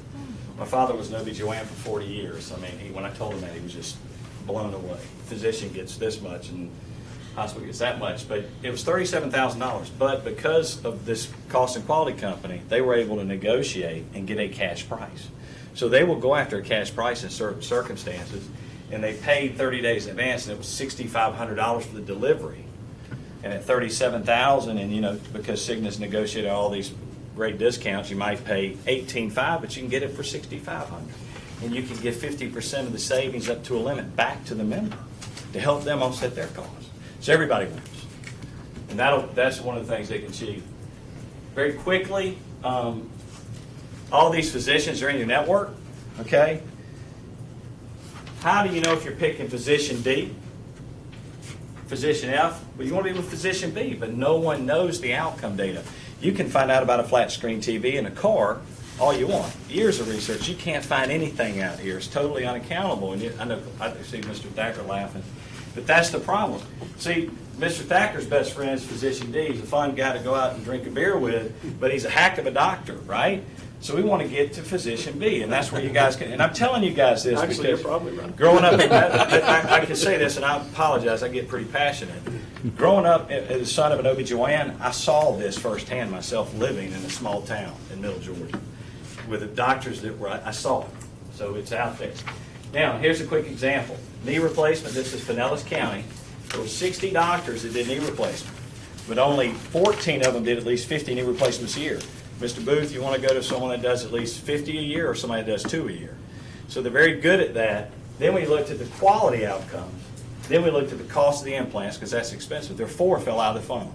So 4 out of 60 could actually do the surgery correctly, cut readmits rates and complications, ultimately saving the plan money. I can help speed your stuff. I have a friend, if they'll let you look at their files, you'll know immediately who the doctors are, not the good year. Well, I think there's our cost and quality solution right there. Let's turn it over to Frank. Frank's care. So wouldn't you want to know that this doctor had 4.47 people die on the table, knee replacement? I'd want to know that before I went and saw him. All right, and then this again, just to make the point, we've covered that. All right, number 5, medical billing errors. This is important. Y'all might remember in 2015, we decided to keep up with the rest of the United States, decided to keep up with the rest of the world. And we went from regular CPTs, we switched from ICD-9s to 10s, so 17,000 codes to 140,000 codes. That's resulted in a lot of mistakes being made in the billing departments of hospitals. Generally, our own U.S. General Accounting Office estimated the overcharge of hospital bills are 99%. Equifax, which is interesting, that's in my hometown, and they've had a lot of trouble, but they found 97% of the bills were wrong. Services never provided, inaccurate quantity of services and materials, and bundling and unbundling. We're not going to give an example, but I will tell you very quickly, with my wife, on August the 6th of 2016, she had a laparoscopic appendectomy in Atlanta at the baby capital of the world, hospital where there's more babies than anybody, but it's unrelated. She had a laparoscopic appendectomy. She was in there. I'll never forget. I mean, it was something. So we get the bill. I went to try to get all this from the hospital. They didn't want to release it. We got all the bills and looked at everything, and there were $10,694 of bill charges that never took place or that were bundled together. I have a question. So that was $11,000 of savings that United Healthcare in that position paid. So that's a $29,000 laparoscopic appendectomy with $11,000 of billing errors. We want to get those out. Do we have the ability at the right point to go back and look at the last, if you look at that number, 97%, to look at the last 5 years of billing, only the last 3, to look at the last 3 and identify, because that, if you look at what we've paid, that savings could be huge. You're saying only back to the last. The reason I say 5 is the statute of limitations. But I guess my question is, once we have the data, do we? I don't know why we couldn't get the bills because it's not the help. But so, Ashley, is there an entity that could go through it and tell us, guess what? You were overcharged X during this period of time. Yes, the answer, Frank, is that. But we're in the process of trying to do that. You might let Signa speak to that. Can you we're do in the that? process of trying to get this implemented. I know the main goal right now is to get up and running smooth, but I think after we're running, we need to really, Mr. Chairman, if it's all right with you, I'd recommend at the right point, we go back and look. Here's my question. I mean, I think, aren't we currently paying Cigna as processing these claims to do a chunk of that? Yeah. Yes, so as far as your ASO agreement today, we Right. have an internal bill review company. So we do that pre-pay and post-pay.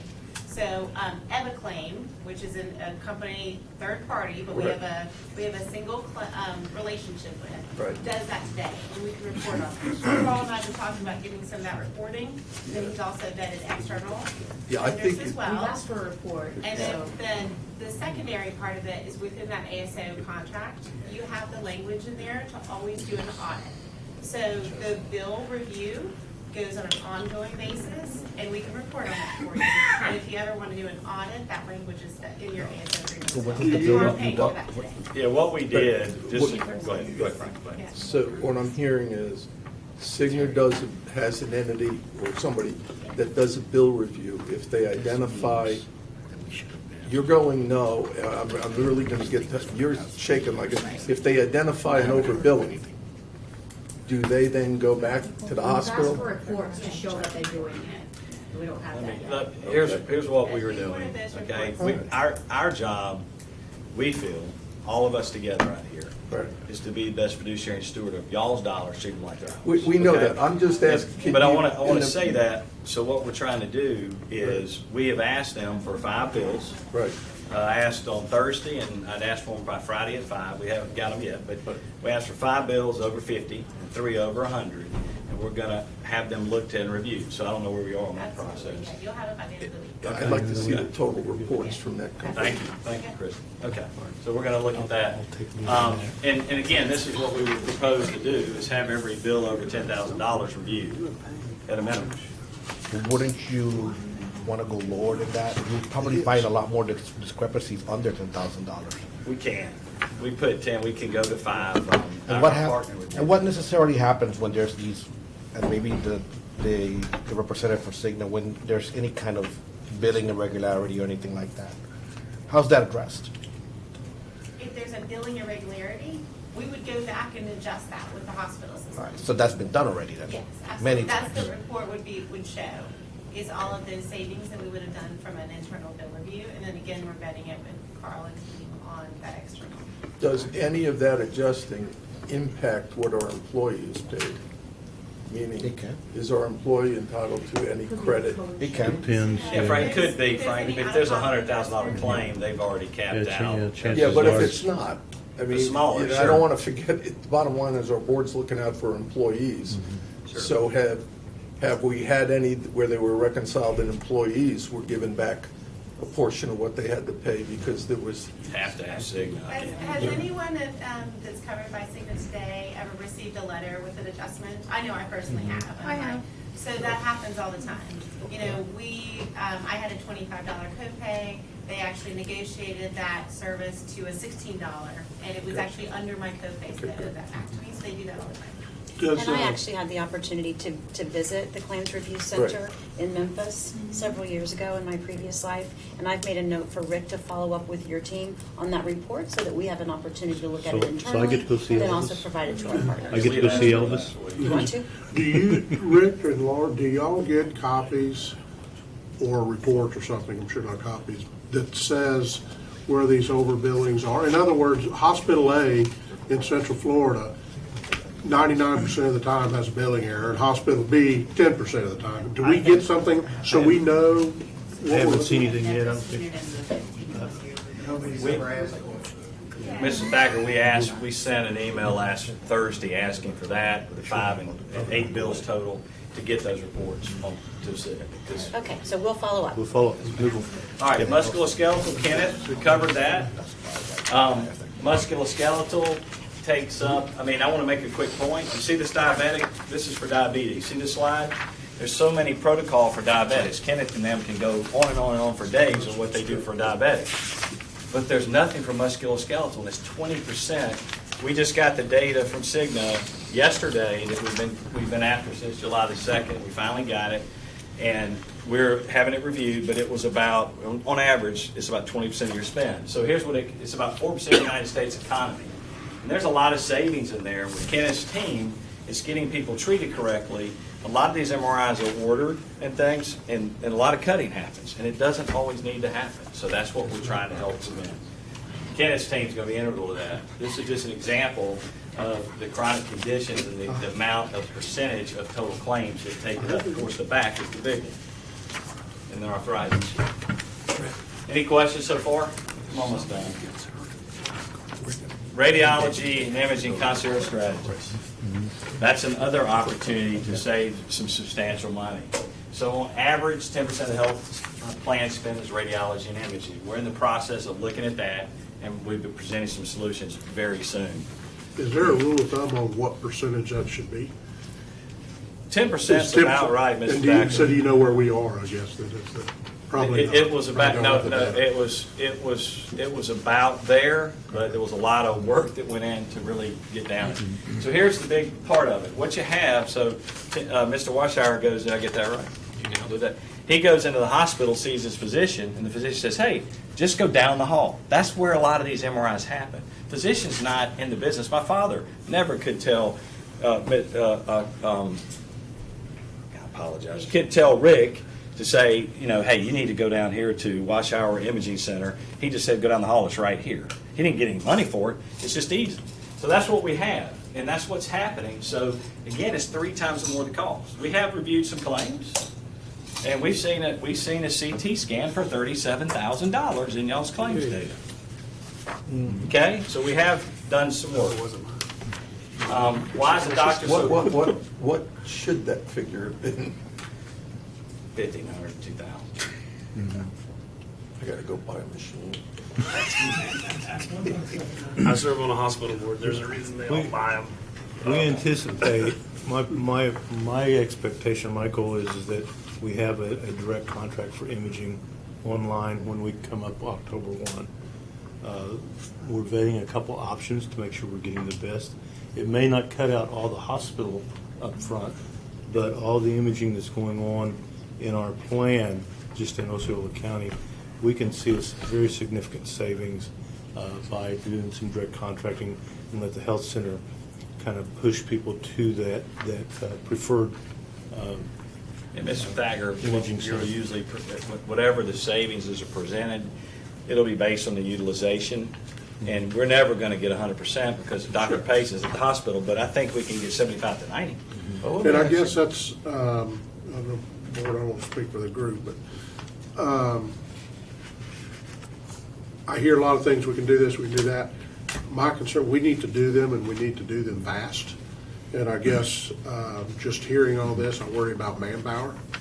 I mean, the human resource, do we have enough people to do it? And I don't know what the board thinks, but I think we need to look, I don't want some of this, I don't know if you'd call it low-hanging fruit, but I'd hate for this thing to go away and we pay another $37,000 when we could have gotten a consultant or a contractor or something that could, spend 3 months to get it organized and go on, without a permanent staff or somebody who could do this and get us there. Rick will be ready to talk to y'all about this shortly. We've already gotten a couple of them. Yeah, we've got a couple options, and that would include a call type center operation where they'd be managing those. But our whole team will be engaged in it as well because it's going to be all hands on board. I guess I don't want to get this time next year and say, well, we only achieved it in imaging because we didn't have enough people to do diabetes, musculoskeletal. Is that part of this conversation, or? Yes, it Okay, is. Well, so and the I'll other come piece is that as we continue to grow the utilization and access at the health center, our providers, our medical staff on site will be making those referrals. They'll be directing that care through whoever we land on.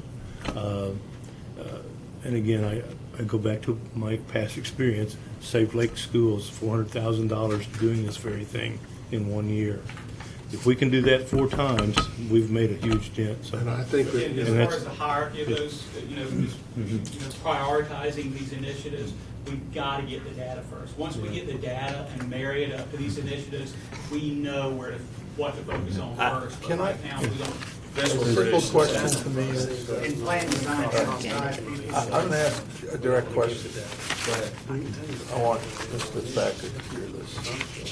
Mr. Thacker, I have one question. Sure. Cigna's a partner.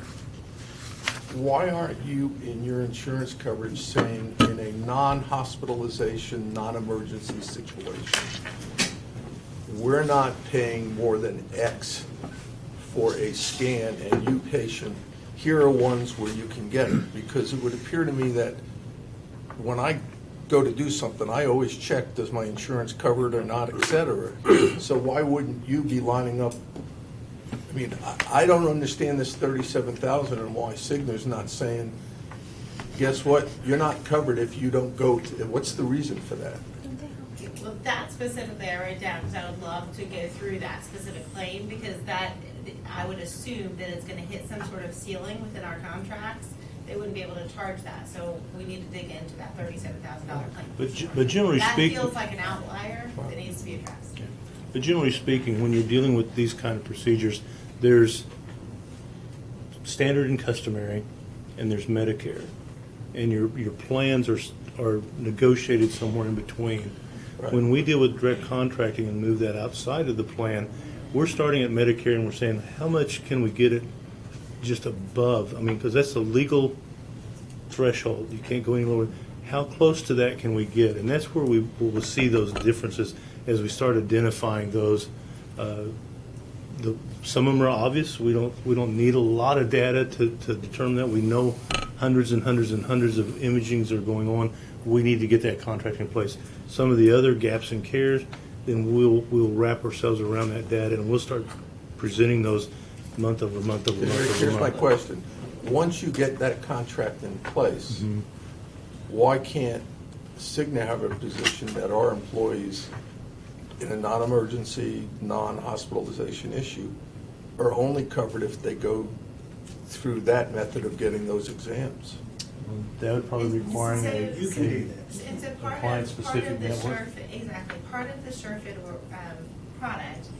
So think about our accountable care organizations are locally based networks. Okay, so we've gone to the hospital system and said, in return for a much deeper discount, call it 10, 12, 15% in some cases, we're going to put a product around population health.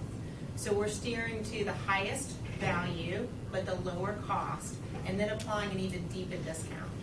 And that it plays into some of the contractual arrangements around the primary care relationship and even the medical center. So we are, by you implementing the SureFit product, you're already moving in that direction towards population health within the medical center being at the core of the system. And another thing too, and I think y'all know this, and I think that's why y'all made a change. If you looked at who managed the employee health center before, we can get the data. I can tell you where every one of those images were done, and I'll let you guys figure that out. That's I'm fine with that if they were doing it at a reduced cost, but that doesn't seem There's nothing reduced when there's marble floors and granite countertops, I promise. Rosen Care is powerful, and in the cost and quality guidance is powerful. So they're all tools that will help you guys and your employees. Durable medical equipment. This is another thing. It's not huge savings, but we've already got some numbers back. They look promising. It makes up about 3 to 5% of a health plan spend.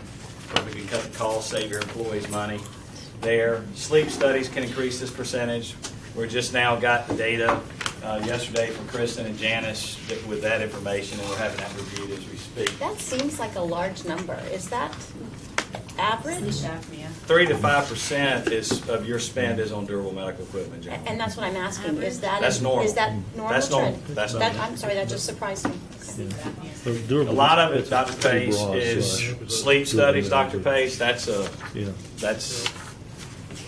opioid management strategies. Healthcare costs are at risk. You generally have about 2% of your population is using scripts. We have seen this personally. We work with another employer about a couple hours away from here. We had a high incidence. We've already reduced it with some of the physicians, like a Rosen Care strategy we've employed. It's a big deal. It's 15% of your healthcare costs, guys. And more importantly, it's killing people. And it's a real problem, especially in this state, of all the states. So that's another thing. We're in the process of having that reviewed as well. And you can see the cost of what it does in that level. Last thing is joint replacement strategies and bundle pricing. Generally, 24% of health plan spend is eligible for that. So we're in the middle of talking. We talked with numerous partners that can help y'all here, and so we're close to getting some of that resolved. So there's another area where you guys can save money. So we have an employee that's going, they can be incentivized to go there for a lot less cost to the health plan. Any questions so far? And this is kind of what we say, change is happening everywhere. Uber's the world's largest taxi company, owns no vehicles. eBay, y'all know, has no inventory, but it's the world's largest. Facebook, and so forth. And Airbnb owns no real estate. So that's what we're in the process of doing. And I think we had initially, because the partners involved, we had some difficulty getting the data. We're starting to get the data. It's taken a while, but we ought to be able, next time we talk with you guys, we should have hard numbers and be ready to roll. Members of the board, one of the things I need to let you know, Dr. Pace and I met on this, and that is under the contract by the end of September, Proventure was to meet with us to work out on the broker side and on the goals for savings. Remember, we were going to split and share. We agreed to postpone that date. It doesn't hurt us because they don't have the data to be able to cogently come to the table and talk right now. So that date we'll be working with them on to make sure that they're able to adequately, we're all informed and can address the issue. Anybody have any questions? I think we're kind of at the point. Y'all are done with your presentation, right? Yes, sir. So we're kind of at the point where I know we ask a lot of questions as we go. Yeah. Don't go too far, Carl, and Jim particularly. No, I don't have a question. You already hit it, and I think we all feel the same, and I'll just affirm it, Carl, there's a lot of things that we're talking about saving money on. There's a lot of things we're talking about doing to be innovative and disruptive. It's just time to deliver is really all it comes down to. And that, I think, really was just your point. And I said the same thing when we first met and I was first going through a lot of this stuff, is can we make it happen? How are we going to make it happen? We're really going to put the boots on the ground to deliver on it. So that's where I'm at. I've been ready for this. So let's just get to work. We agree with you, Mr. Watchhour. We've been, I think Rick said just, Carl, y'all aren't real patient. We want to get this thing moving. Again, it was just a difficulty in getting the data. We're not real patient anymore either. I mean, we're used to working with employers, and we move and we get things done, and it's just been a little bit of a difficult process. But Rick, what do you think? We should be able to have the imaging numbers to them. Oh, absolutely. I've been kind of making notes of everything. Not talking about the things going on with the health center and the vast improvements we're going to see there. Of this agenda that he just presented, at least 50% of it, I plan on seeing us implement sometime either October 1 or sometime during the month of October, with then each of the rest of those being rolled in every 30 days thereafter. We want to do it right. We want to make sure we've got everything teed and crossed and all that, so that it rolls out systematically and is utilized appropriately. Because the worst thing we could do is to implement a special imaging program and people not use it. So we'll make sure that we've vetted it properly, we've communicated it properly, and roll it out. But my plan is at least 50% of what we just talked about we'll be doing during the month of October. And those are going to give us some very well-defined results. But remember that, savings don't, come like that. So we completely get it. We're not patient either. But I firmly believe that we are the team that will move this thing as fast as it can possibly be moved. I'm absolutely convinced of that.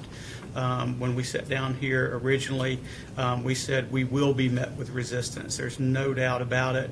It's going to be a heavy lift at times. There's a older gentleman back at his office right now that's going to be talking to me afterwards, saying, "Where are we? Listen, I get it too. Where are we? Every day. Where are we? So we're absolutely on it. We won't give you BS excuses if we don't hit marks. We'll tell you straight up, and there might be some of that along the way, but you can just bet that if a mountain can be moved, we are the team to move it. Ashley, as a lawyer, let me just give you a little advice. Never good to refer to your boss as older. I hear you. Oh, and this is tape. Boy, I really two things on that. I mean, when we get the imaging piece put in, the plan would be weaponized so the employee doesn't have any cost to go there. And that's how we're going to get their attention to do that. And, again, data drives this thing, and in our contract with you guys, we put in there we may have to call upon you for help. We're doing everything we can to get the data. I promise you, I think if you ask Janice and Christine, they're like, we hope we never see Carl Schusel and Carolyn Grant again. They're tired of it. But that's what we're trying to do. We've been after it. You can ask them, but we've been pretty persistent to try to get the data from you. You go ahead. I have a question for Kenneth. What is you might want to come up here. What is your biggest concern for October 1? Or do you have one? What's your biggest risk of getting up and ready? Getting up and ready. We're moving way. I mean, we're ahead of schedule. I'm very pleased. Incredible. The data is the piece that is just it causing me a little angst. But we're working together. We're going to get through it. We've got Plan B, Plan C in play, and so I'm very confident that September 30th, Maria and all the other people who are going to be joining us is going to have excellent service. Worst case scenario, we open without having that medical history. Yeah. We can still provide medical care. Because someone who's been going there for a while and you have no history. It just will take us more time. I mean, we're going to have to sit down with that individual to say, okay, what medications are you on? What's your history? What kind of surgical history? All that should have already been there where we can look at it, sign it off, move forward, and then start moving on with what do we need to do for this individual. Now we're taking a step back. So that just delays a little bit of our process, but we can do it. Why are you here? For an upper respiratory infection? Okay, tell me about your history. What are you allergic to? So it takes more time for us to develop that relationship instead of signing something off quickly. So I know Ricky had a question. all I was going to say is I really, we talked about this in our teacher meetings. And by the way, yes, everybody does think Cygnus, the health insurance provider, they have a lot of teachers don't have any idea that they are actually paying for it themselves. But what I was going to say is, if we talked about the communication piece on that, it came out of those meetings. I think on this, and I would hope that our employees, not just teachers, but all across the district, when they see that, hey, this is going to make a significant difference in cost going forward, if I go here to have a knee replacement and not here, that there's an understanding. But I think we've got to do a better job, and this is more directed to Dr. Pace, of communicating that you are ensuring, we are all insuring each other, and that it's not Cigna, okay? We're insuring each other. And look, if you go here for $15,000 instead of going here for $40,000, that's going to make a difference in what it costs you next year. And so if we need to communicate that better to our employees. Because like I said, I went to 10, 12 schools. Mr. Thacker was together. Mr. Soto was there several times, and I know Mr. Whiteshire did it, and Ms. Castillo as well. Nobody knows how all this works. And Tim's talked about it for a while now. Nobody understands the pricing. I think we really need to, and not just I think the rodeo thing, which is now we know what it's called, is a great idea. But this has got to be. Don't hang on to that yet. not just the rodeo piece, but the whole fair and everything. But we have got to have that real hard communication out there, so people are understanding what is going on, how this all works, because quite frankly, there's a lot of folks out there that are teaching experts or whatnot, or claim to be teacher this or teacher that don't relay the correct information to teachers. And so we've got to do our own, and I'm not talking about you, Ms. Jackson, I see back. We've got to do a better job of that ourselves. Well, I know we all kind But of. you can be a partner in getting the right message out Yes. April. Yes, very much so. I think it can't be lost that this board, with its budget, is now committing $10.5 million to the Health Trust Fund to keep it afloat. We bargained a portion of that because we felt like that's what it was going to take. But the additional dollars, we had planned on about six and a half going into, and we're now having to put 10.5. So that additional $4 million is coming from somewhere. All right, it's money that we won't have available in 2019-20 budget year. On top of that, we did the $10 million cut in order to be able to provide the raises that we offer to our employees at 2.5%, which are now going to be in everybody's first paycheck. So we're excited about that, but that message also cannot be lost. As you said, this is everybody's responsibility because it's all of us who are having to take those operational dollars and put them to specific purposes that if we can get our healthcare spend under control, we could put somewhere else. Yeah. Yeah, so got two to be things. buy-in. One is the board's always been true and diligent in trying to make sure that we're managing these pieces and parts as much as we can so that we can free up as much resources to do the things that we believe fundamentally are the best for everybody in the district. That is, there's just no question around that. All the facts bear out and always have in that regard. It is a collaborative component of, or a collaborative partnership of how we're going to work through this to make sure that everybody really understands how this works and how the only way we have additional money over here is if we save additional money over here. Our revenue pot is limited. It is that simple. And if everybody's not on the same team and trying to work to accomplish that, we're just going to be disappointed with one another and blaming one another down the road. And I'm not necessarily talking just to those in the room. My comment, second part, my comment is to those in the room, which are all of these partners that are in the room with us, and I use that term intentionally. As much as you may have seen or heard the board be frustrated at certain pieces and parts of what we've had to navigate in the not too distant past, I'll speak for me, and these guys can affirm or disagree. We have the right partners in the room. We want to keep the right partners in the room. We want to do the right thing and make sure that we're really innovating our approach with high level of service and care and all the pieces that you touched on the beginning part. And now's the time for us to rally together and say we're all in, we're all invested, we'll all do the right thing, and it truly will be a partnership. If we don't honor that last phrase, it truly will be a partnership, we're all going to find ourselves sitting here having very awkward and very disappointing conversations in the not too distant future. This board, in my opinion, has been very clear about saying we will work with those that will honor the spirit of partnership all the way through. And we will eliminate relationships where we need to if anybody does us wrong or doesn't honor the fact that we are very invested in doing the right thing for our staff and for our taxpayers. So I believe we have the right people in the room. I want the people in the room, but now it's time to perform. And now let's get to work. And I agree 100% with what he said, and I'm going to give you one example. With all the people that we have in this room, I'm just going to be very blunt to the point. If somebody knows and has a piece of data that everybody needs to know, they need to know. The answer is nobody's ever asked the question before. To me, it's completely unacceptable. Yep. So. Yeah. Let's sing Kumbaya. Thank you all for coming.